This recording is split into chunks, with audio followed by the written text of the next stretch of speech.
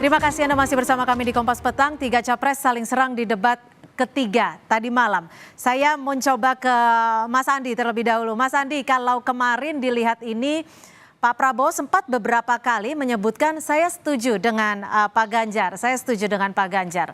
Bagaimana respon Ganjar dan juga tim pemenang melihat ini? Ya, ketika itu disebut pertama ya kami kaget, kami senang.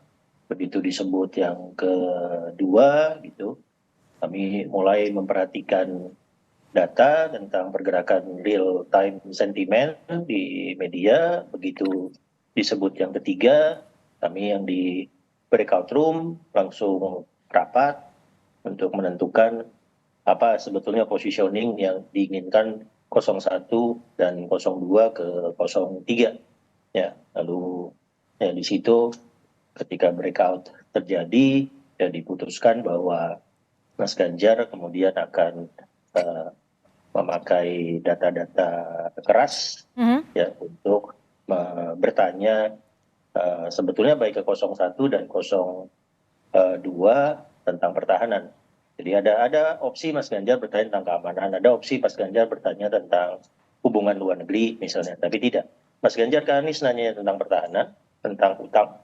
Mas Ganjar ke Pak Prabowo nanyanya juga tentang pertahanan, tentang indeks-indeks yang turun.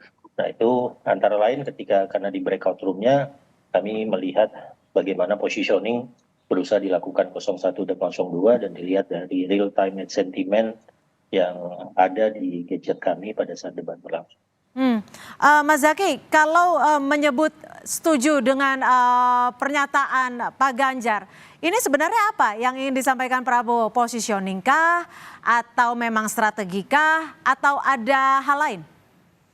Loh, kalau Pak Prabowo ini kan memang seorang yang tulus ya. Bahkan Gus Dur aja almarhum pernah menyampaikan, Pak Prabowo ini adalah orang yang paling tulus dan ikhlas berbuat untuk negeri ini gitu loh. Jadi kalau misalnya beliau rasakan bahwa kan bukan hanya Mas Ganjar ya, setahu saya 01 juga ada yang beliau mengiyakan juga, oh saya setuju nih gitu. Ya karena bagi beliau, jika emang baik ya beliau setuju.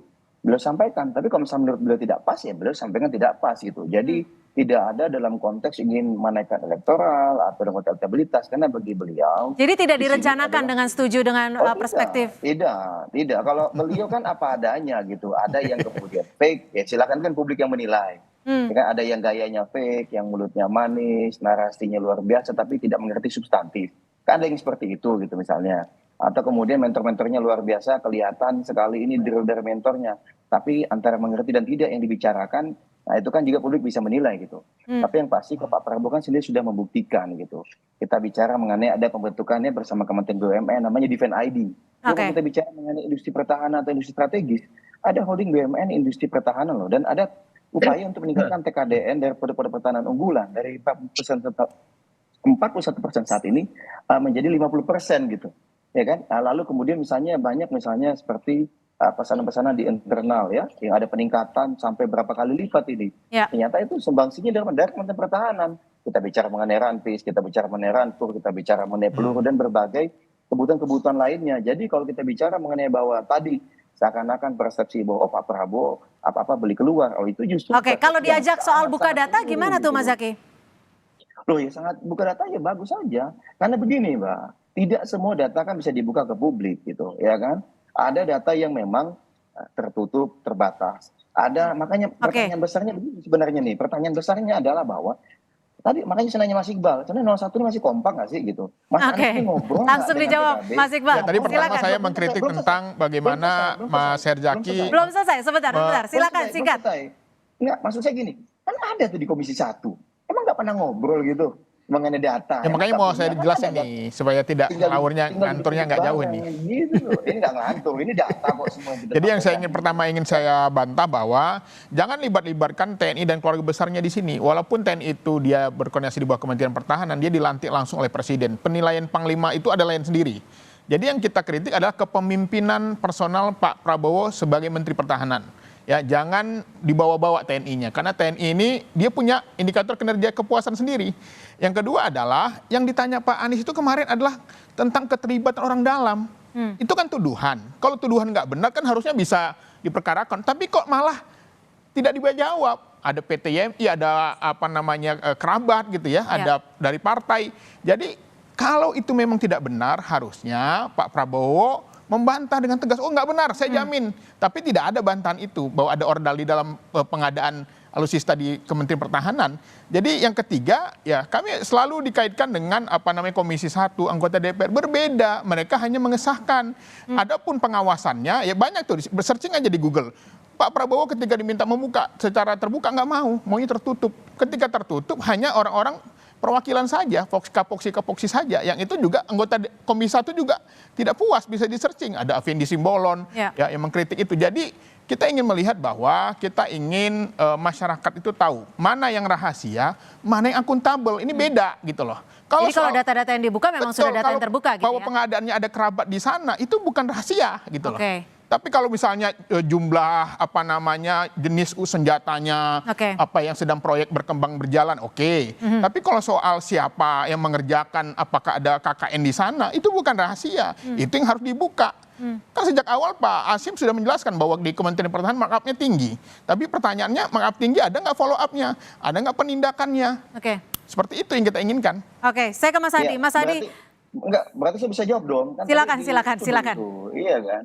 Sederhananya begini, Kemhan ini ya, satu, kita dalam setiap kebijakannya itu selalu melibatkan KPK, BPK, dan BPKP. Pertanyaan besarnya ada temuan atau tidak. Kan begitu. Jadi jangan kemudian melantur Mas Iqbal kemana-mana. Ya tadi kan Pak Hasyim bilang ada temuan ratusan miliar. Benar. Makanya kemudian ada pengamatan yang signifikan. Bahkan Pak Prabowo pernah melaporkan 51 triliun. Ya ada perbedaan yang luar biasa menurut beliau, yang sehingga menurut beliau untuk anggaran selanjutnya ini nggak bisa ini pada saat di eranya beliau.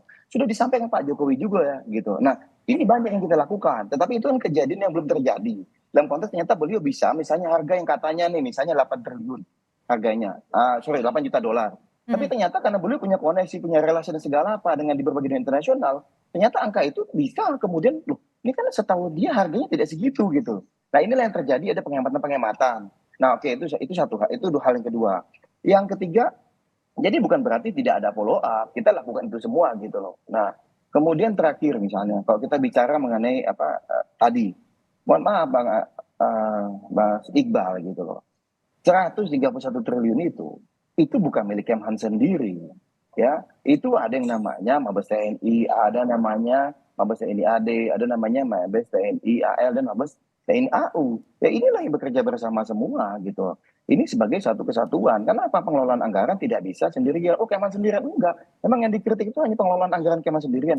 Pada saat pertanggung jawaban itu pengelolaannya satu keseluruhan secara integratif gitu loh. Saya nggak tahu kok misalnya ternyata Mas Iqbal ini dan teman-teman pemikirannya silo gitu loh. Kita sudah justru integratif, tapi beliau masih silo aja dalam konteks pertahanan. Baik. Ini supaya adil, saya kasih kesempatan dulu deh ke paslon 3 dulu, singkat dulu. Gimana soal ini? Soal buka data. Pertanyaan spesifiknya apa? Soal tantangan buka data. Mas Andi. Yang pasti data-data yang disampaikan oleh Mas Ganjar di debat 3 kemarin, itu 100% data terbuka. Data terbuka ya. Jadi sepaham dengan Mas Iqbal ya? Bagaimana?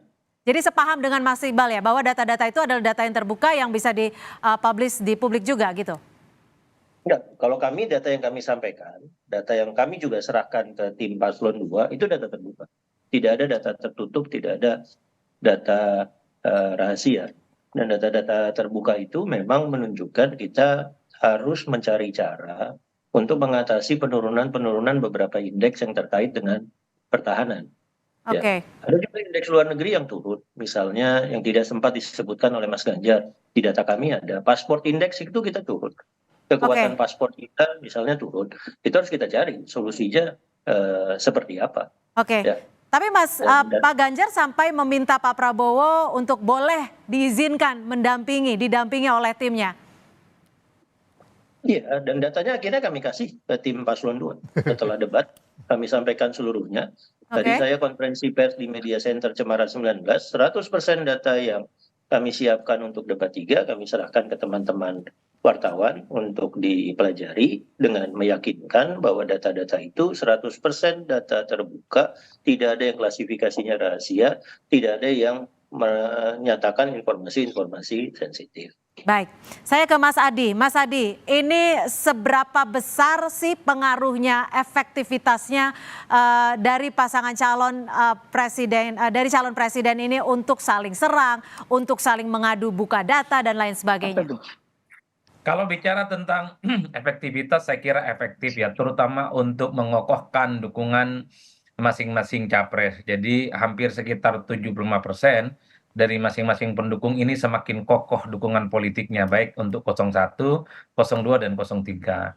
Dan biasanya efek debat itu memberikan efek kebingungan ya, terutama kepada mereka yang tidak memiliki identitas kepartaian yang kuat, adalah mereka yang kemudian tidak memiliki ikatan emosional yang cukup kuat terhadap kandidat, dan yang paling penting mereka itu adalah pemilih yang swing, yang setiap waktu misalnya mereka bisa memutuskan pilihan politiknya secara berbeda-beda. Itu efek dari debat kandidat yang saya kira memang sejak 2004 bahkan sampai 2019 ini terjadi secara signifikan. Kisarannya saya kira cukup signifikan, di kisaran angka sekitar 15% ya. Kalau kita mengacu pada hasil pemilu 2019 yang lalu, ada sekitar 5% masyarakat yang hakul yakin ingin memutuskan bahwa mereka itu akan mengubah pilihan politiknya, sekitar 5%. Ya. Jadi bagi saya memang debat itu ada efeknya, terutama terkait dengan perilaku pemilih yang akan terjadi di 2024, meski efeknya itu tidak terlampau signifikan seperti yang kita bayangkan lah. Tapi kalau betul 5% ataupun 6% bisa mengubah perilaku politik orang, ya saya kira ini signifikan. Menurut Ini kan Anda sesuai harapankah debat semalam? kalau menurut saya sesuai harapan, dan bahkan ya di debat keempat dan kelima pihak yang merasa kalah ya harus membalas di sisa perdebatan selanjutnya. Tapi Mbak Cynthia, kalau saya Oke. membaca rata-rata secara umum, debat yang sesungguhnya itu adalah debat pasca debat yang terjadi antara paslon yang kemudian diamplifikasi oleh masing-masing tim sukses dan tim pemenangan. Jadi data-datanya itu kan bisa diekspos ya, data-datanya itu bisa ditunjukkan secara maksimal, karena debat KPU itu kan bicara cuma 1 menit, 2 menit, 3 menit, 4 menit. Jadi tidak komprehensif kita bisa menangkap data secara detail terkait dengan pertanyaan-pertanyaan yang ada. Oleh karena itu, seperti dialog yang dilakukan oleh teman-teman Kompas TV, Bang Hersagi misalnya bisa menjelaskan apa saja indikasi-indikasi keberhasilan Pak Prabowo. Bang Iqbal, Bang Andi juga menjelaskan bahwa variabel serangan yang disampaikan oleh Pak Ganjar dan Pak Anies itu Ya. nggak ada yang rahasia ternyata. Semuanya transparan dan terbuka, sangat mudah untuk diaudit oleh publik. Baik, terima kasih Mas Adi Prayitno, Direktur Eksekutif Parameter Politik, sudah bergabung bersama kami. Mas Muhammad Iqbal, terima kasih, Jubir Timnas Amin, dan Terima kasih. juga Terima Mas kasih, Herzaki Mbak Mahendra, Jubir TKN Prabowo Gibran, sudah bergabung bersama kami, serta Mas Andi Wijayanto, Jubir TPN Ganjar Mahfud, juga sudah bergabung bersama kami di Kompas Petang. Selamat sore.